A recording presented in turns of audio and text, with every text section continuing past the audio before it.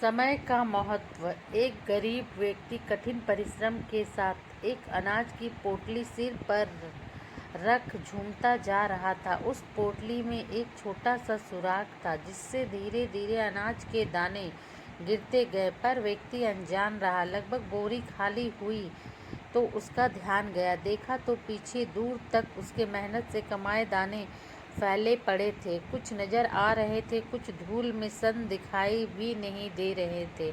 उसने गहरे दुख व ललक भरी दृष्टि उन दानों पर डाली, पर पछतावा ही उसके हाथ से बचा। अंदर से एक ही भाव उठा कि काश मैं इन दानों को फिर से पा सकता। वास्तव में यही स्थिति व्यक्ति की होती है। समय हाथ से निकल जाने पर व्यक्ति निश्चित ही पोटली से बिखरे उन दानों को फिर नहीं पा सकता, परंतु यदि समय है तो परिश्रम करके दोबारा अवश्य एकत्र कर सकता है। बीता हुआ समय और बीता हुआ जीवन कभी दोबारा वापस नहीं लाया जा सकता।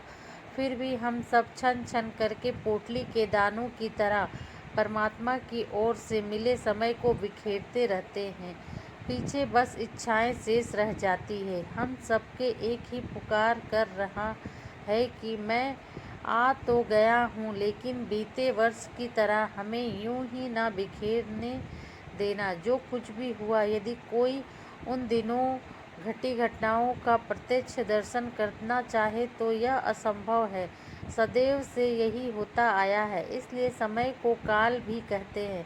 काल अनंत काल से अपने साथ ना जाने कितने प्रभावों, स्वभावों, अभावों, दबावों से लेकर जीवन, परिवार, समाज से जुड़े उखाड़ पछाड़ को अपने में समाता रहता है।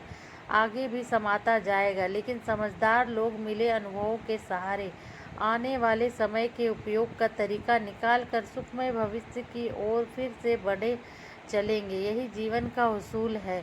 समय की उखाड़ और विनाश का कारक भी बनता है, और असंभव को संभव बना देने वाला निर्माणकर्ता भी यही है। यह हमें पूर्ण नई ऊर्जा से भर देता है। समय के साथ परमात्मा का गहरा घुटाव जो है, आइए हम सब परमात्मा अनुशासन में रहकर जीवन को धन्य बनाएं। Thanks for watching.